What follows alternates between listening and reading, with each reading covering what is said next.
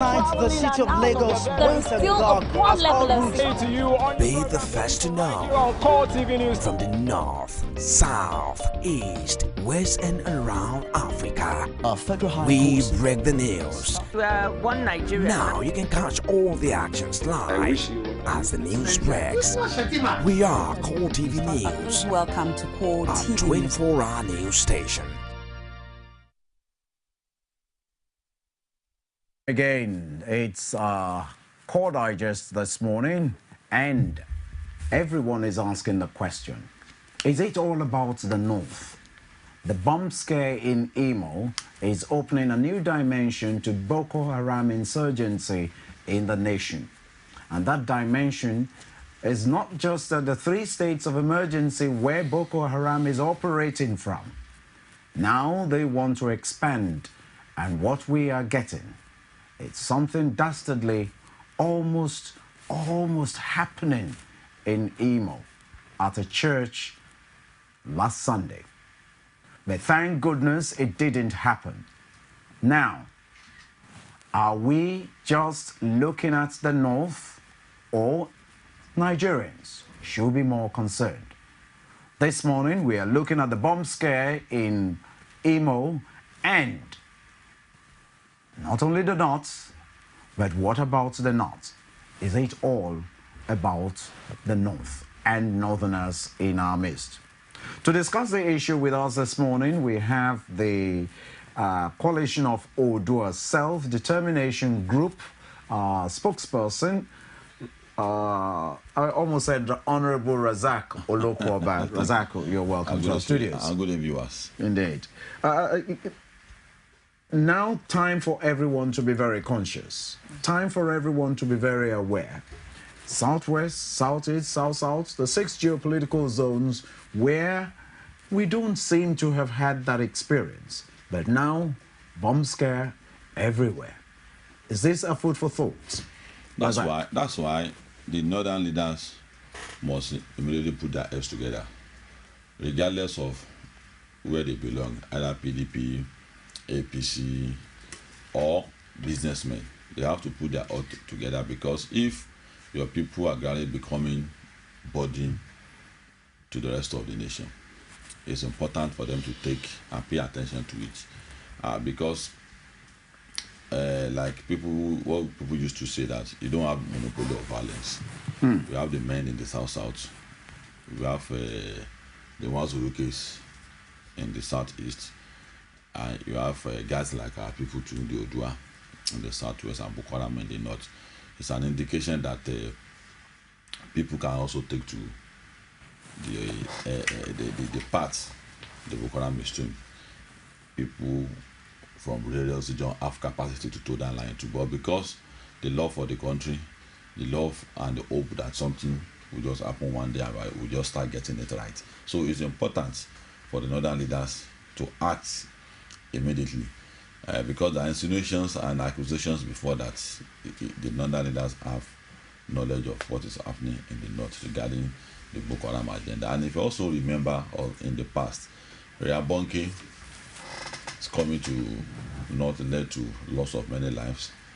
Beauty pageants led to loss of many lives. The Igbo man that went to the bush to ease himself and come out, and they accused him of using the Holy Quran to wipe his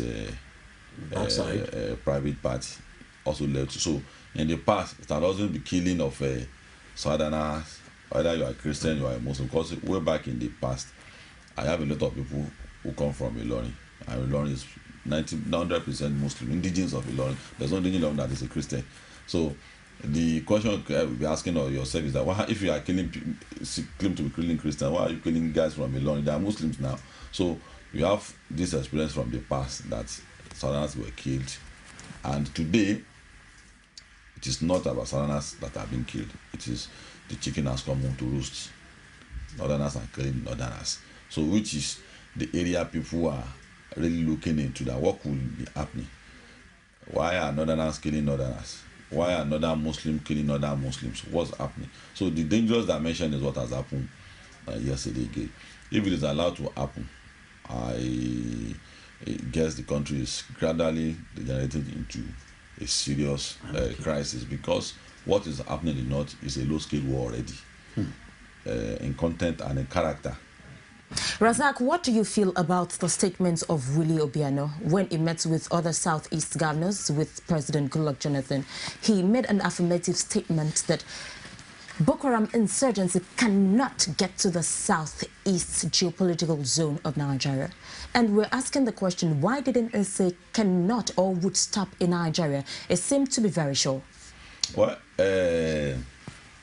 the agenda of Boko Haram claim to be pursuing, the campaign they are carrying about, is not about turning Southeast Easterners or Westerners into Muslims. The agenda is very clear. They said they want to Islamize the northern Nigeria. That's been the agenda. So maybe what the governor is saying is ideological, from an ideological point of view. That's one. Two, then from the security point of view, I think all the governors in Nigeria will have to be pragmatic. A few years back, you can hardly walk in the street of Lagos. You hear robbery here or the other. It's almost a daily occurrence, but the governor stand up to the occasion, rose up to the occasion, and today it has become history. You cannot accurately rule out crisis or violence in a state that has 17 million like Lagos. In New York, every day people get the violence going on, but they are on top of the situation security-wise. So, just like what Fashola did in Lagos, that is a picture I can see.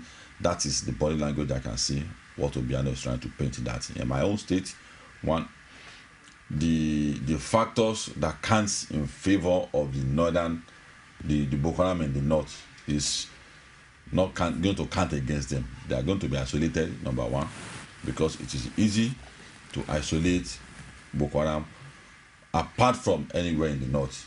If you go to any part of Nigeria, it's easy to isolate the way they look, the way they dress, the way they act. So if he's talking from security point of view, I might say he might get it right, particularly if he has the resolve and the political will to solve the problem. And that is why many Nigerians are blaming the governors in all those three states, Borno, Adamawa, and the third state. They are blaming them that you are the governor of this state. At a moment like this, it is not a period we should be exchanging words with Mr. President. You should close rank. When Hurricane Katrina happened, Obama cancelled all engagement. The governor of that particular state cancelled all engagement. And what did they do? They closed rank, in spite of the fact that they come from different parties. They closed rank and they were on top of the situation. So on the Boko Haram matter too, what we expect from the governors, Mr. President, is not to be exchanging words. APC behind it, PDP behind. They must demonstrate sufficient ability, so cooperation, not a cooperation, sufficient cooperation to solve Boko Haram matter, and that is exactly what Obiano has done. Yeah, I still have more questions for you, but one thing you've been able to establish is that the northern governors lack the political will to tackle Boko Haram insurgency. Of course, that will generate more reaction, and we know that people at home are itching to contribute on today's discussion on Core Digest. You can reach us on Facebook page, facebook.com/Core TV News, and send your tweets at Core TV News. And we'll take a short break and we'll be right back on Core Digest. Don't go away. On the day list this morning, Nigerians encourage corruption sites during first up the punch newspaper. A new Nigerian Governors Forum calls for Okonjo Iweala's resignation. Page 2 of the Punch newspaper. The dailies every day on Core TV News.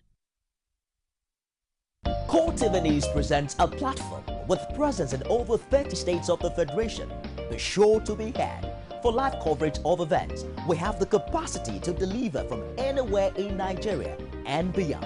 Contact us now on 0803-471-8550 or 0803-724-9733, 014-533-407. A 24-hour news station.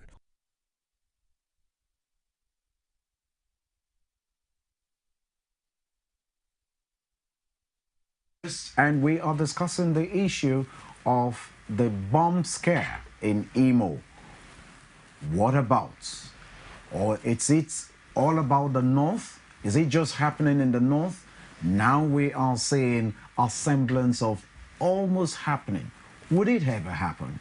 Or we? What part are we playing as citizens of this nation to make sure that we don't get engulfed in all of this? Our guest is our comrade Razak Olokwoba, and we're looking at the possibility of now holding a set of people from the northern parts of the country, particularly from those troubled areas, who may, suggestively, who may just be running away from the place, now being tagged a suspect. Is there not a possibility of that? Number one, when it comes to this kind of peculiar situation, you have to be very careful the way you carry human rights along side by side with this kind security of security matters. I am a human rights activist, and right is right. My democracy is very important. We know what we went through during the military, but this is a peculiar situation. Terrorism has no tribal marks, and when they strike, they won't be asking you, are you Seyi Martins, or are you Razak Olokwoba, are you a Christian, or are you a Muslim? They strike and they strike. That's why the conventional method of talking about human rights may have to be jettisoned when it comes to issues like this. What the security agents should ensure is that they have to be thorough in their investigation. They have to be thorough, and they have to be fair when it comes to this kind of issues, such that it's going to be what Fala said, a double palapa for dead body. Somebody is running away from Boko Haram. He now ran into the hand of soldiers who are ready to kill any suspect without question. So, and all over the world, that's the watchword. That you be careful that the guy you are dealing with is a suspect that you actually have in mind, convincing evidence that is the person. And you should also be sure enough that if it's not the person you are looking for, the harassment that is meted out to him should be pronounced that you have done something wrong. So these are the things we have to guard against. Because I remember the case of a family who ran away from Kanu and came to Niger State and got killed by. But the only survivor of the family was one who related the story that they ran away from Kanu, coming to Mena, and Kabul Sokoto struck again. Yes. And the entire family is survived, except the girl who left church to go and cook for the family. For what the family would when they come back from the church she was the only survivor. So maybe it could have been, but the question we should be asking ourselves is that if you're only away that and this is, there must be characteristics of somebody who's running away from gun battle. No gunshot, no wound, no. These are issues. These are things that you will be part of the characteristics that will know that these guys are actually running away from violent area. These guys are actually. Then why is it that they are moving in convoy? Why is it that there are no properties, no nothing except the way they look?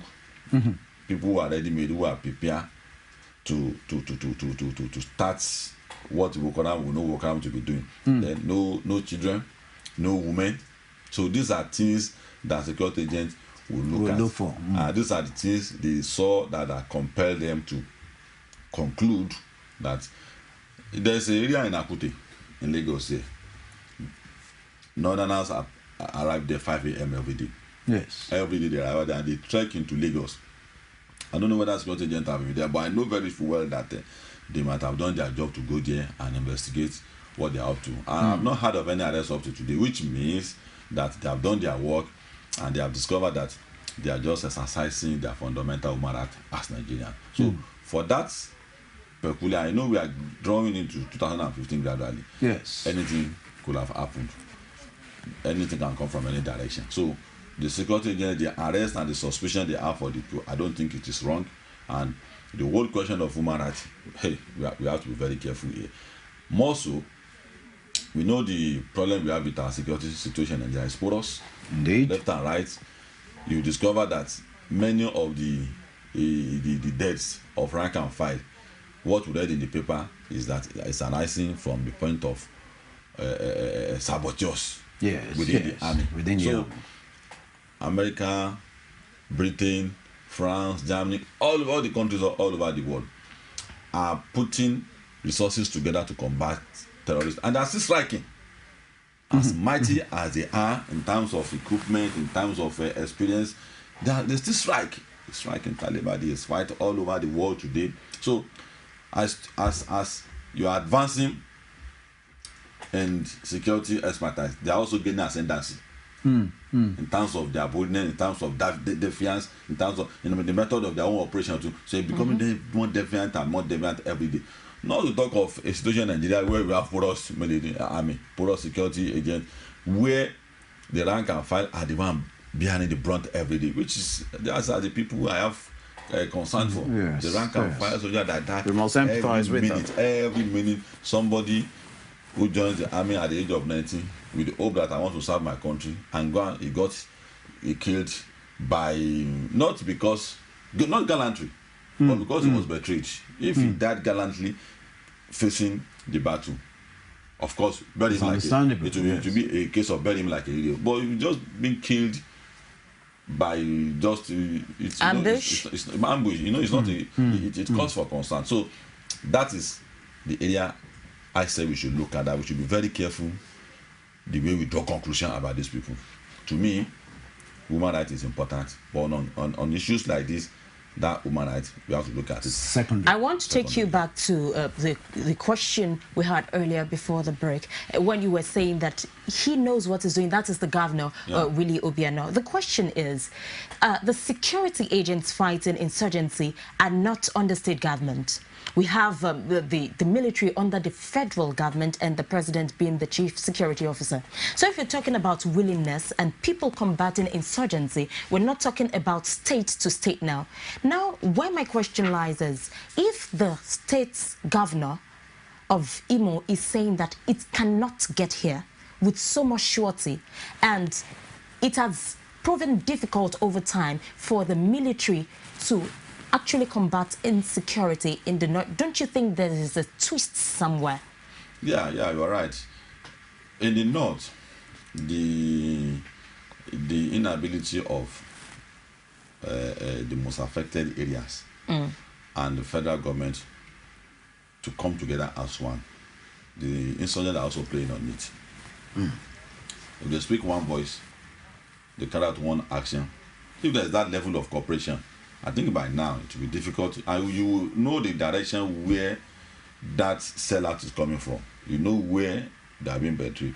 But maybe they are not even being betrayed by anybody. Maybe it's because they are playing on the fact that state government is doing its own activity on its own. The people on their own are doing their own JTF, civilian JTF on their own. And the federal government is doing their own. So if you have that kind of a situation, it will be very easy for very brilliant insurgents to look at the loopholes and act on it. And that's what I think is happening. Plus the fact that confirmed report that they are also being betrayed. That's number. Then number two is that where Boko Haram is localized, they have a peculiar identity that is known with them. Where would they gather to get brief, to give each other brief? How will they act? What will be the meeting point? How will they mix with the people? These are questions that Obiano has considered among himself that no, they cannot operate in any part of the South, particularly his own state. Because if it had been conventional issues like common strikes of no job, no employment, it is a line that draws across Nkechi, Fatima, Kolade. It's a general thing. But this is a peculiar agenda. It's a peculiar campaign, which does not have anything to do with the Southeast. We don't have Muslims in the South. So it will be easy for them to be isolated. So it's relying on that. It's not necessarily relying on security issues. It's relying on the fact that it will be very difficult for Boko Haram to operate there. How will they operate? Who will collaborate with them? Well, that's in the north. Because this issue of saying that Boko Haram is a political organization People are misleading us. They are misleading us? Yes, it's misleading. People might be playing politics with it. We all know that there's a sect all over the world, violent sect that we Muslims are combating today. Saudi Arabia has pronounced that this particular sect called Al-Qaeda, the Taliban, the Janjaweed, the Al-Shabaab, the Boko Harams are not Muslims. But there's a particular sect existing. So why is it that in Nigeria we like to major in minor things?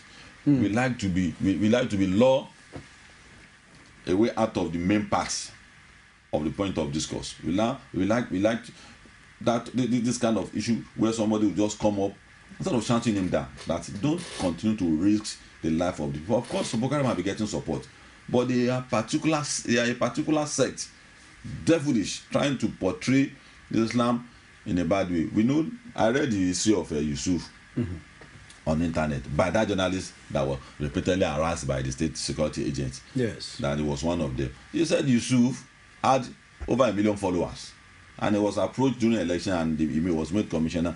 But shortly, a man from Iran, approached him and introduced this kind of ideology into him. Ideology. Yes, to him, and that was the turning point. That was the turning point. So you cannot cut away that aspect and say that it is Jonathan that is sponsoring them, it is Buhari, it is Bunu Sheriff, it is this. No, I don't want us. I will advise that we should not look at the point from that point of view. They might have support. Definitely, Al-Qaeda is getting support. America has said over and over again that they are getting global support. Taliban is getting global support, and they want to cut the source of income. They did it to Al-Qaeda. They resulted into kidnapping and taking ransoms. Boko Haram too, they should try to cut the fund. Maybe that is why. If the support base is shaky, that was why you see them going into markets, stealing foods and things like that. So it's a sect, and we must admit that if you begin to look at Buhari, if you begin to look at Jonathan, that is the desperation between the Ijaw and Hausa Fulani people for 2015, we are missing the point though. Indeed. Yes, Let's go quickly to Borno State Governor Kashim Shettima's comments last week, which says if Boko Haram has succeeded in running over northeast of Nigeria, they will surely want to extend their greater havoc to other parts of the north, possibly overrun the north, and other parts of the south. They will extend their havoc to other parts of the south. Is this the beginning of that likelihood of trying to perpetrate their masterday out? If I were the president or the security agent, I would not look at Sheriff from an opposition talking. I look at Sheriff as somebody giving a very useful information, because barely 1 week later, or some days later, 1 week precisely, is beginning to happen. So, and that is why I said that our security agents have to brace up in the sense that they have to detach themselves from the military, from the ruling class, because the security agents ordinarily, the security agents of Nigeria are hardworking and they know what they are doing. They will have acted on this, but instruction has to come before they follow it up. But because the person in power will say, it's an opposition talking, how can you take Bunu Sheriff serious? It's an opposition, dude. So, and that is what Nigerians must insist, that you cannot continue to risk our life because of 2015. If Buhari says that so thing, you will have to investigate it. If Jonathan says so thing, the opposition must admit that we have to close rank with Mr. President on this matter if he calls for help. So Bunu Sheriff's statement is waiting, and we have to quickly act on it. We have to do what Fashola is doing, what the governor of the affected state has done, and what other governors that are states do not have security issue have done. They have to continue to do that. Today, I read in the paper that Fashola has given 100 more patrol vehicles and 150 power bikes to the police again. And they're still calling on the federal government to do more. For me, I see it as a welcome arrangement, and that's why. But what brings to mind what we have been canvassing for, that there's a need to restructure this country in such a way that the peculiar security situation in each state will have to be attended to the way it comes. You might not need roadblocks in Lagos. In other cities, you might need it. But you can't sit down in Abuja. IG cannot sit down in Abuja and say there should be no roadblocks again. No, you don't run security like that. Security has peculiarities. There must be state police. There must be local police. There must be all sorts of police in the country, because the attitude of criminals in state A might different in content, in character, in strategy and tactics from state B, and that's why the security of that state have to go along with the peculiarity of the criminal tendencies of that state. You established already that these people are getting support, probably global support. Yeah. And if, according to what you said the president should not just take statements coming from different people as statements from the opposition, how does the federal government differentiate between statements that would bring destruction from the cause and those that are actually genuine? In the first instance, the state of mind of the opposition and Mr. President and the presidency will have to be first disabused. They have to disabuse their mind. If you disabuse their mind, they'll be able to distinguish between statements that will bring proceed and the one that will be destructive. But once you have a ready-made mind, you have a made-up mind that what is coming from Buhari can never be good for my government, that will be wrong. If the opposition is constantly that the president is not doing enough, our people are getting killed every day, let's run him down so that we can be able to push him aside for 2015. It's very, very, very wrong. And the duty of Nigeria is this aspect that I'm talking about. Now, don't stop queuing behind A and B on this matter. Tell them to come together. Let them close rank. We are talking about lives of people here. You know how many soldiers how many insurgents that Obama had to release from custody because of one soldier? You know how many? You all know the number. So, but that's not the case in Nigeria. There's a need, and the error started from the era of Bush. Obama did not come and say that it was the wrong policy of George Bush that led us into all this. He didn't say that. He acted. It's left to the people to distinguish and say that, oh, this is Bush error. The sheet of error, the sheet of Bush is what Obama is trying to clear now. And that's the area I think is most important to us. If the politicians look at 2015 as more important to our life, it's our duty, our responsibility to yank off that agenda in front of them and put the genuine agenda, which is the security of our life. And I think by now, all the politicians should be very cautious the way to talk about 2015 with the rate of violence going on in the country. Let us not forget that the issue of stigmatization is so important, because our topic says it's not all about the North. Yeah. It can happen anywhere.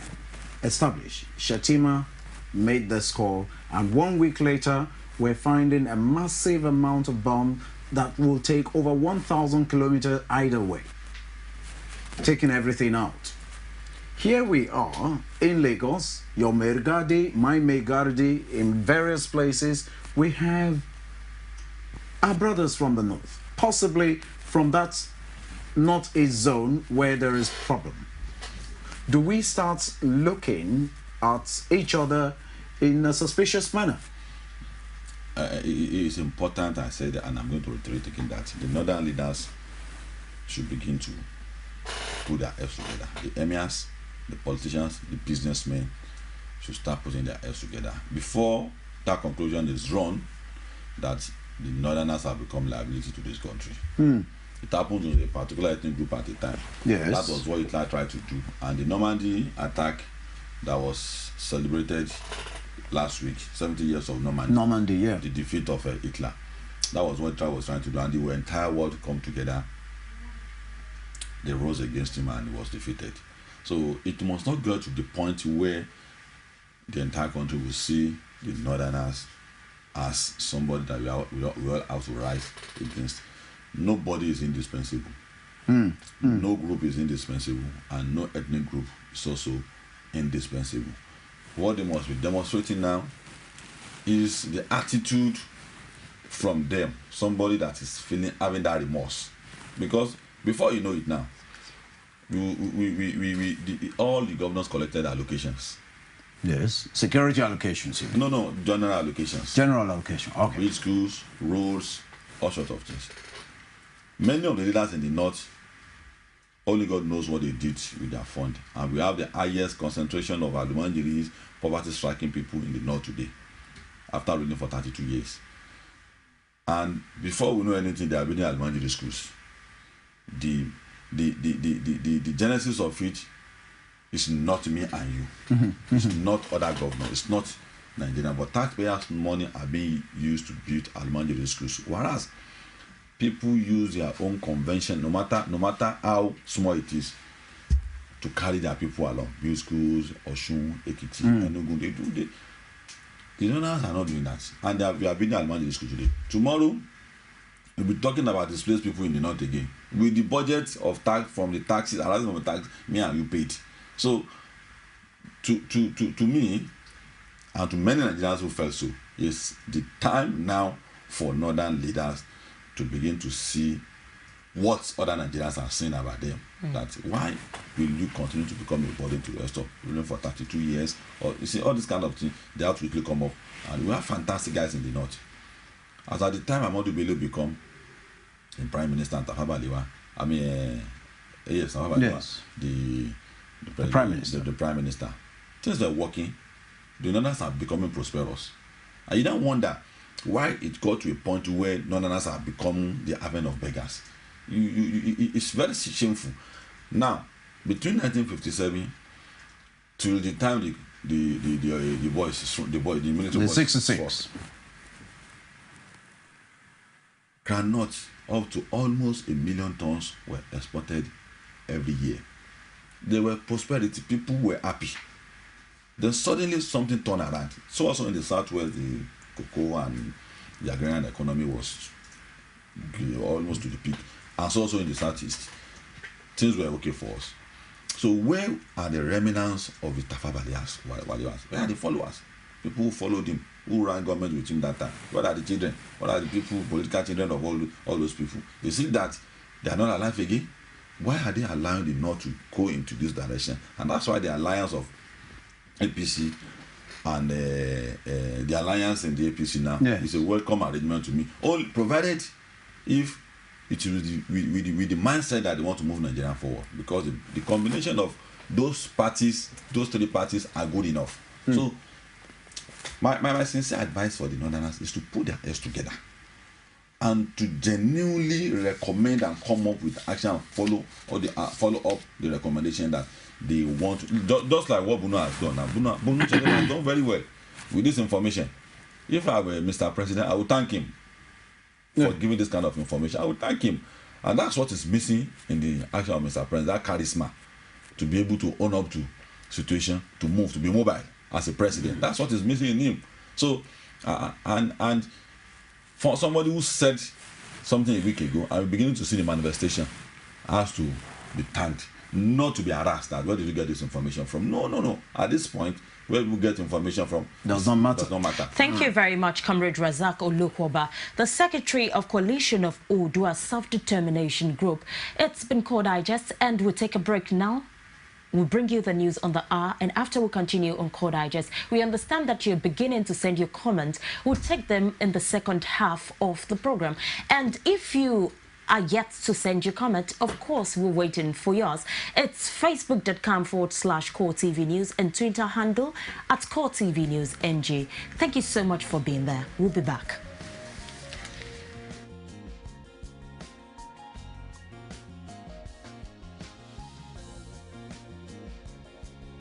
Core TV News presents a platform with presence in over 30 states of the Federation. Be sure to be heard.